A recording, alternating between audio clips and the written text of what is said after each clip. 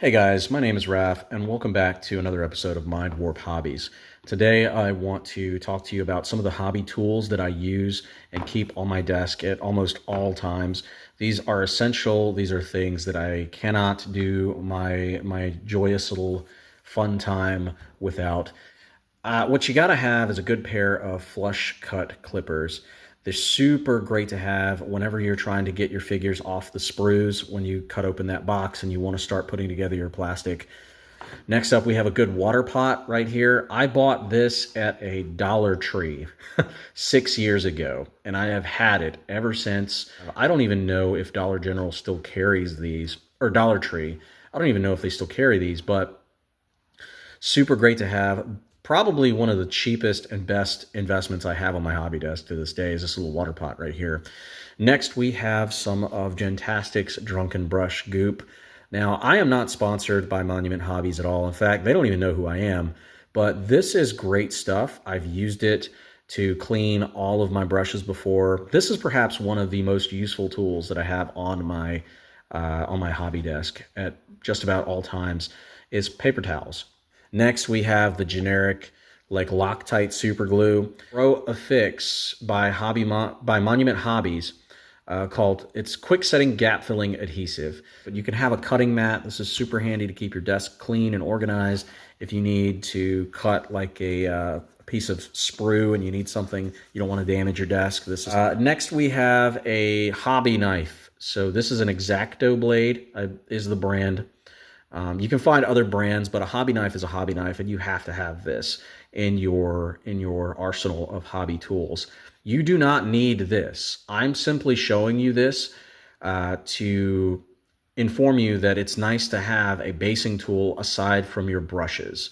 And it has this little flat edge. So anything that's small with a flat edge like this, you don't have to worry too much about this little shovel bit right here, because you could probably make this out of stuff that you have lying around. But something with a flat edge, this is handy for when you're applying your basing materials to your models. This is what's called a pin vise. And a pin vise is basically a drill bit on a little spinny bit right here. And what you do is you just hold it like that and you spin it and it drills into whatever you're trying to do. So next, moving on, we have brushes.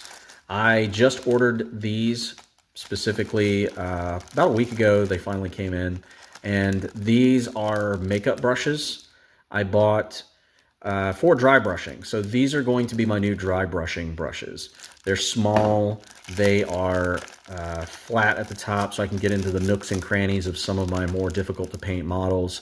And these are specifically going to be for dry brushing, so I will maintain these as best I can. But more importantly, they're cheap brushes for you to practice your painting with. It's not going to sink a ton of money into your hobby. You're not just, because let's face it, when you first get into hobbying and you're learning a new skill, you're going to burn through resources because you don't know what you're doing, right? And that's what I appreciate about these cheap brushes right here, is that they allow you to practice without sinking more time and energy into it than is necessary. One of the last tools I want to include in this video, which I think has been super helpful to me over the years, is a good wet palette.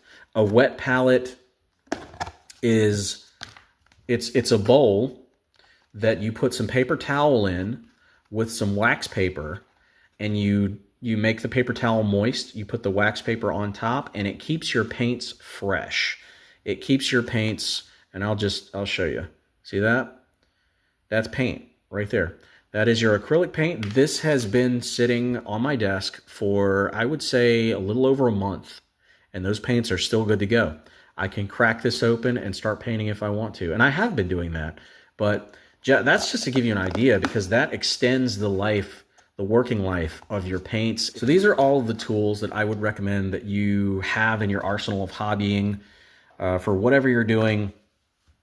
You know, you could just be a part-time hobbyist. You could be doing this maybe 2 hours a week, or you could be doing this 10 hours a week. I don't know what your lifestyle is or what your time situation is, but these are super handy to have if you're trying to get into hobbying and you just, you want to have a nice little outlet from the day-to-day stresses of life.